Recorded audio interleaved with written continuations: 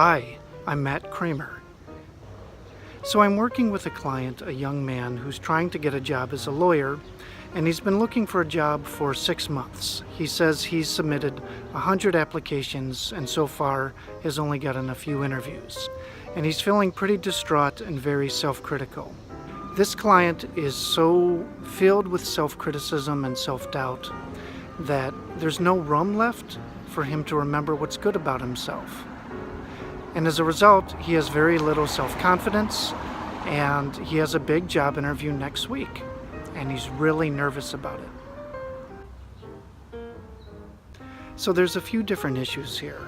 One is this client's grandiose self needs to be punctured. He needs to understand that it's okay for him not to be perfect, that he can be imperfect.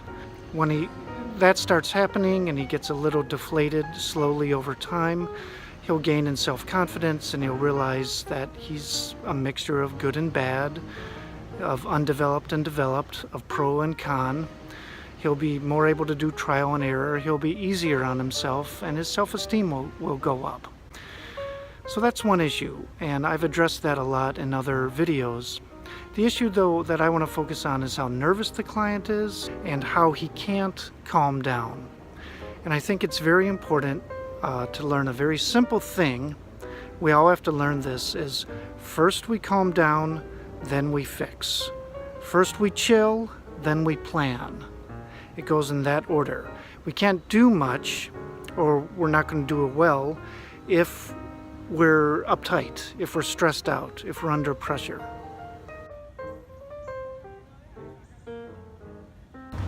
I think some of us can be so anxious so often that we don't even realize when it is we need to calm down. And then, of course, a lot of us, when we realize we have to calm down, we don't know how to do that.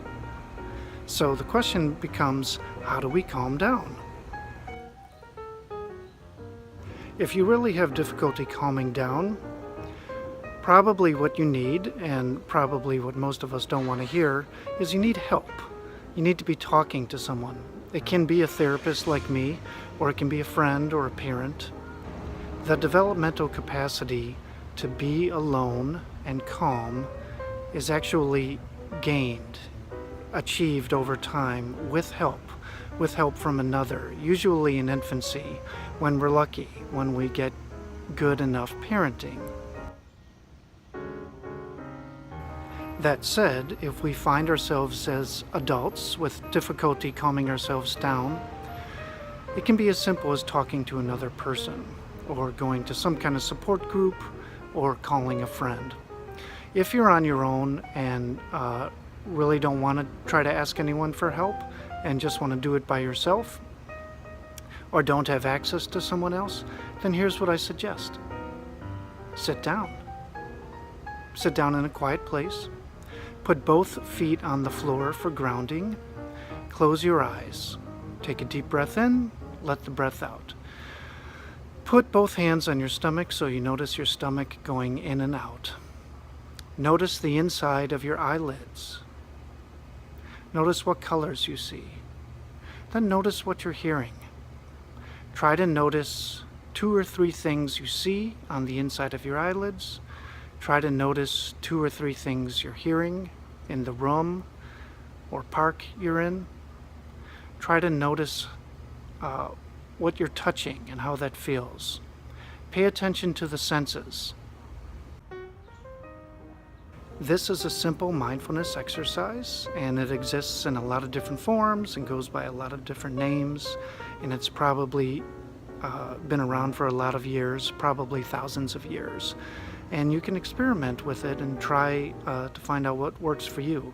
I think the important thing is just to try and fail. It's okay to fail. We all fail. If we don't try, we can't get better at something. And if it feels weird, good. Everything that's new feels weird. So those are some simple tips on how to calm down. I hope that's helpful to you. I'm Matt Cramer. Thanks for learning with me.